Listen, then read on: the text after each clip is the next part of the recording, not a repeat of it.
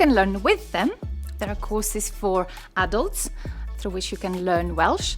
There's support for parents as well. There's loads of help out there. You can turn on the TV, put the radio on. There are loads of apps. There are so many resources available to our children to help with their Welsh language. Mae Urdd Gobaith Cymru yn sefydliad pwysig mwyn gallu hybu ag hyrwyddo Gymraeg tu allan y stafell dosbarth.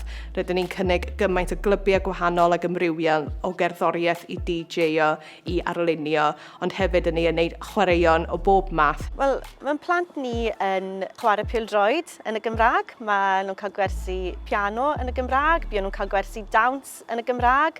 Ond fi'n gwybod bod hwnna jyst yn enghraifft bitw bach o'r math o bethau chi'n gallu gwneud trwy gyfrwng y Gymraeg gyda tiwtoriad ac arweinwyr hyfryd wneith gefnogi nhw ar eu siwrne nid yn unig yn y weithgaredd ond yn dysgu'r iaith hefyd.